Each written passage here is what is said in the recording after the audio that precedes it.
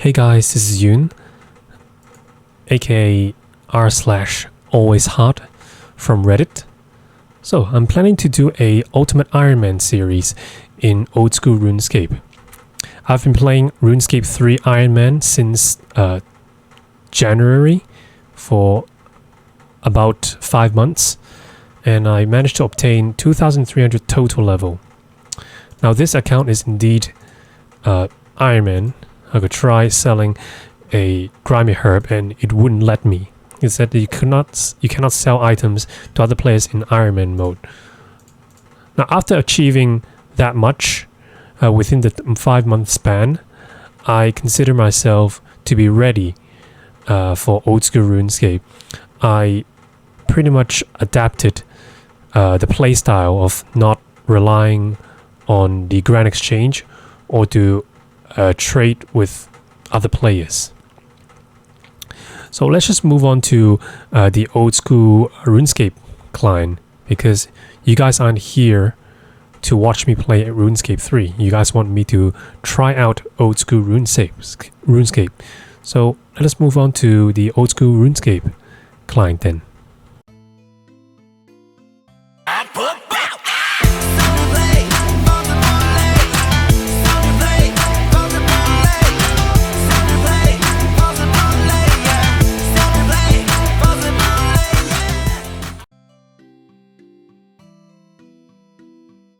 It's a really new experience for me.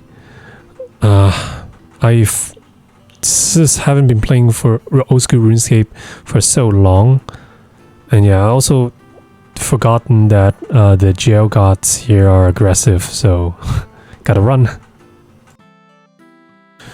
Also, I noticed that it's a little bit harder to navigate around Gielinor when you're playing old school RuneScape, because you can't pinpoint a specific location in old school RuneScape.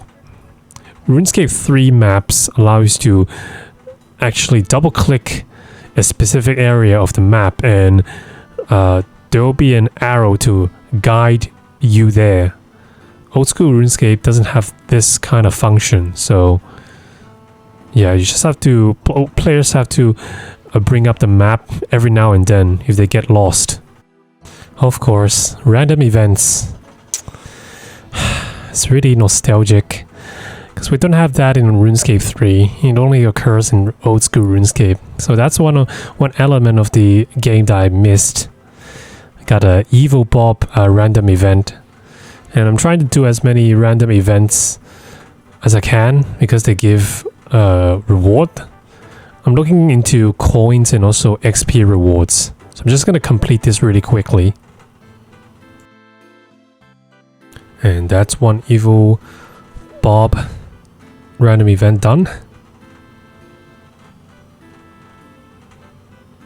And fishing level up. So really useful for random events. You should definitely do all of them. So this quest and also this NPC only exists in old school RuneScape. I don't think I've done a quest like this before. So we'll just do this really quickly. It involves solving a clue scroll. And we accept X marks the spot. Okay, and that's X marks the spot completed. I'm rewarded with a antique lamp. So antique lamp, I should use it on Herblore, but I don't think I can use it on Herblore yet because I have to complete Judric ritual. So I will just keep that in the inventory for now. Okay, so major time skip. I finished a lot of quests off screen.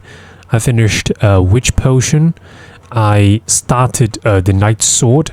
I completed the Stronghold Security to obtain my first 10,000 coins.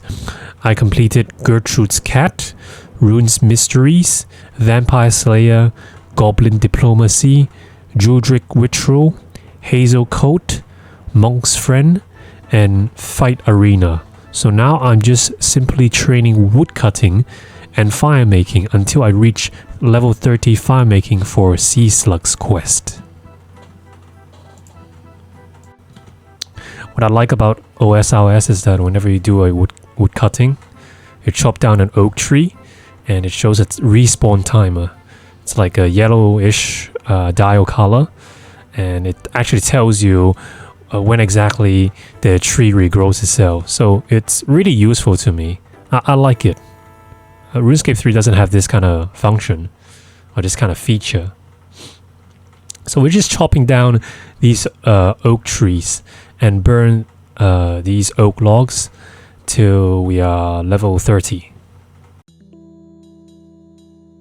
Back to traditional ways, simply using the tinderbox on the oak logs. There's no such thing as lighting up one log and one campfire, and you can use the rest of the oak logs on the same campfire. There's no such thing as bonfire in OSRS. Everything is back to the old ways, and you're sure as hell not getting any bonfire spirit spawning in old school RuneScape. There's also no ability bars in old school RuneScape, so it's not like you can spam click a specific key, a specific keyboard key to fast light up oak logs or to fast drop oak logs. Sea Slug's quest in OSRS is pretty much the same as RS3, so I'm just gonna get that done really quickly. And that is Sea Slug's quest completed. And in return, we get fishing level.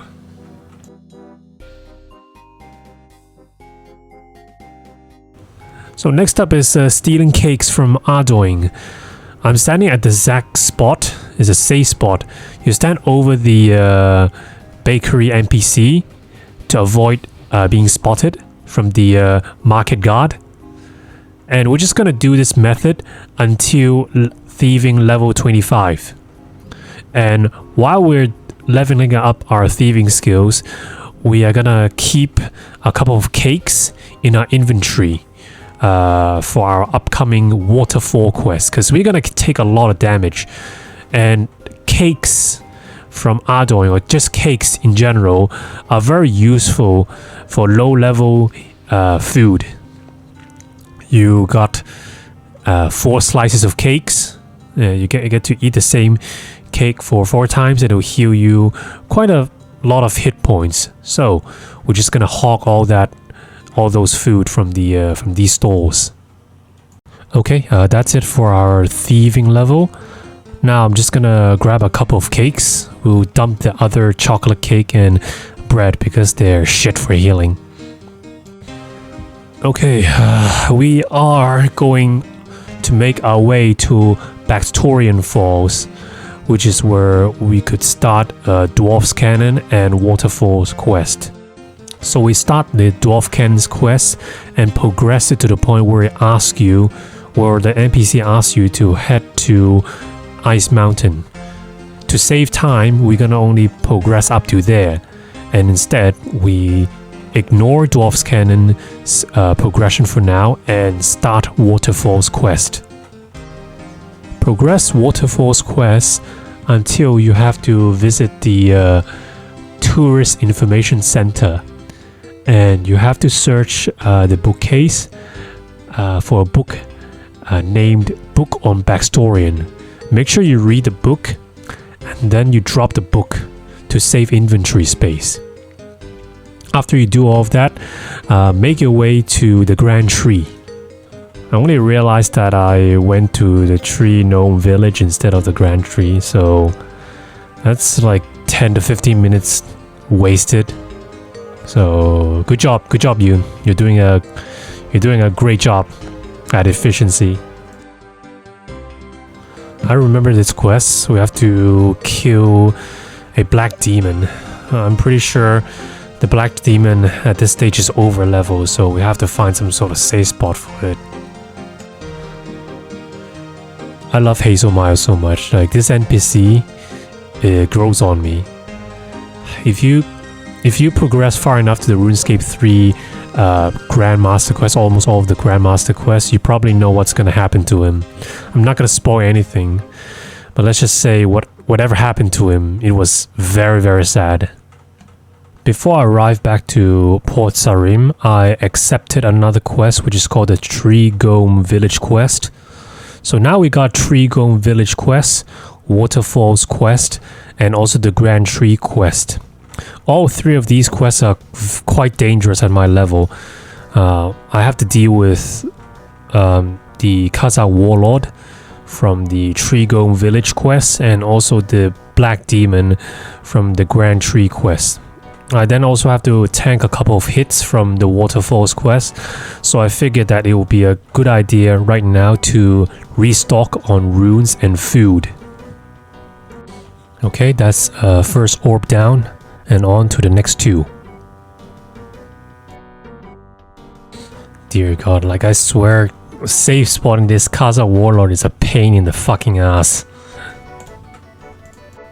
Okay, this time I was able to get it. Took a couple of tries and took a couple of cake restock runs. But I'm not used to these sort of safe spotting tactics. Hopefully I get better at them soon. So we just camp here and we use our we just spam our fire blast to the Kazakh Warlord. So apparently, from what I read in OSRS Wiki, this Warlord is supposed to despawn, but if you safe spot him like this, he doesn't despawn. I think he despawns like 1 to 2 minutes of not finishing him off. So if you're low level, you definitely have to use his tactic to kill the Warlord. Otherwise, if he despawns, you have to do this safe spotting tactic again. You have to lure him to the tree and then just run to the southwest side to safe spot him.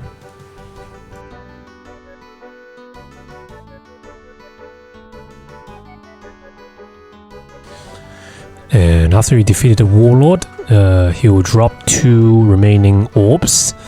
And time to hand in the Tree Gnome Village quest.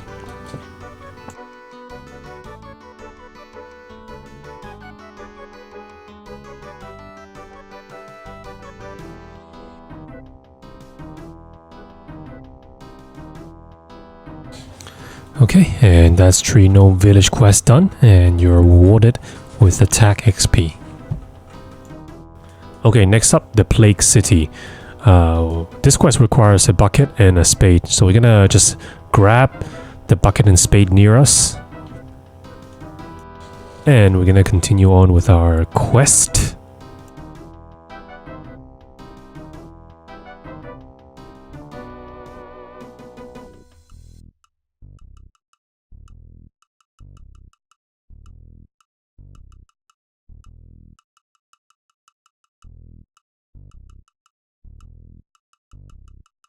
The Plague City quest in OSRS is no different than RS3, so we just continue on until we complete this quest. And that's Plague City quest completed. Advanced our mining level, and we can now mine iron ores.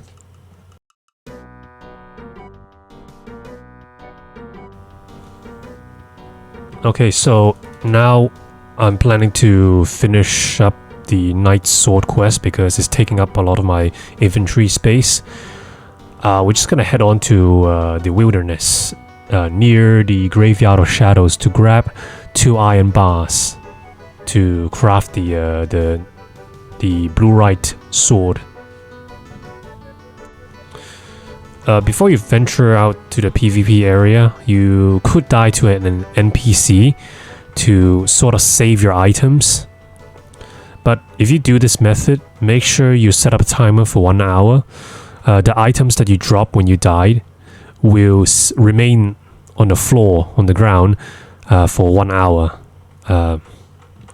So that's one way of playing it safe. But since I'm just here to pick up 2 iron bars, I just risk it. But the alternative method is that if you're too scared to lose all these items, you could just suicide and pick them up later on after you picked up those 2 iron bars. and I just hopped to a free-to-play world. Now, free-to-play worlds are less populated, so you decrease the dying chance even further. And I open up the map right here to locate the spawn spot for the iron bars.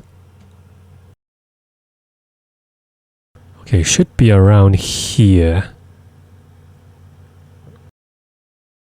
Oh, there it is. This area is pretty scary as well. The knights here are aggressive, and it's no different in RuneScape 3. They're very aggressive. So I'm just trying to get them stuck at a specific area so that I can mine the blue-right ore.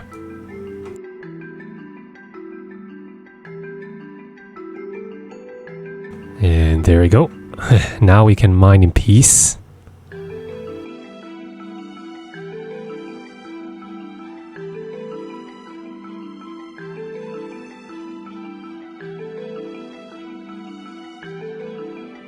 Knight Sword quests completed.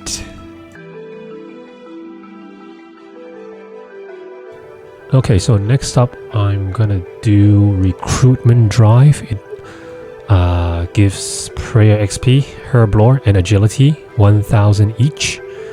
So I'm just gonna get that sorted out. And I believe that I also have to be naked, completely wiped out, nothing in the inventory. So I'm just gonna die to the jail guard at the Draenor jail first.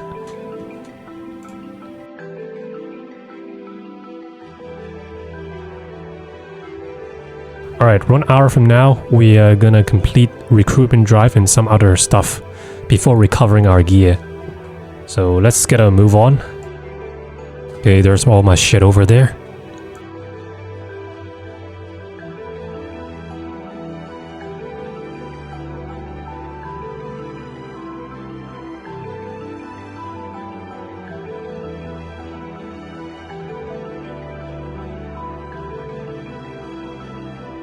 And that's recruitment drive completed.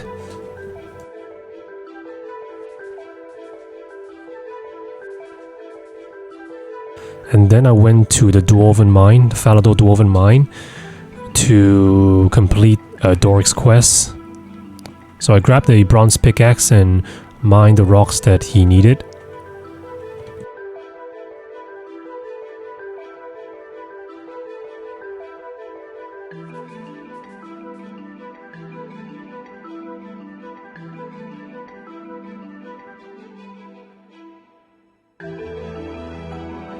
And now we recover our gears.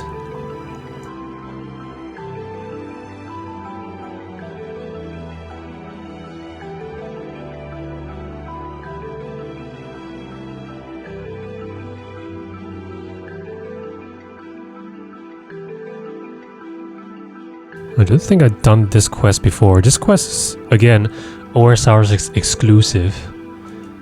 A porcine of interest.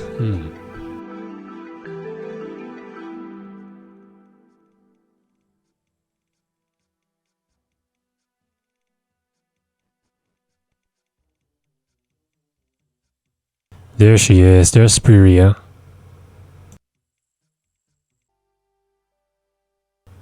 So I'm assuming this is a quest that introduces Slayer skill.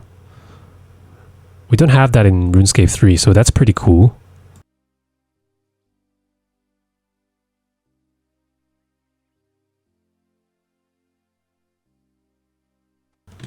This guy's pretty tough, but only is because I'm using magic attack and he so happens to have a high magical resistance. So every time whenever you do Slayer tasks, make sure you bring all 3 attack styles so that you don't have to worry about their defensive stats.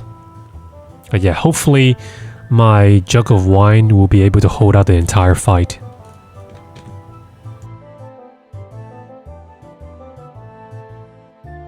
And quest completed.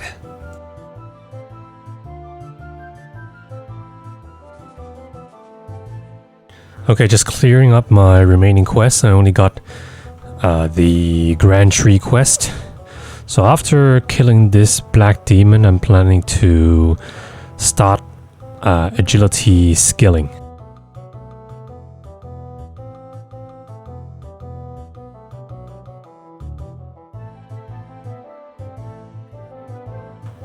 I'm just gonna use a safe spot near the ladder because it's much easier to set up.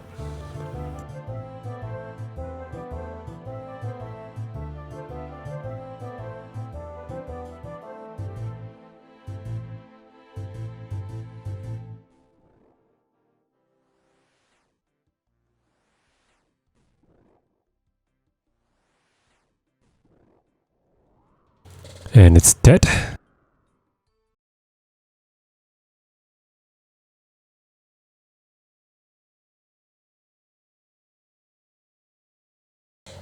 Grand Tree quests completed. Now we move on to agility training.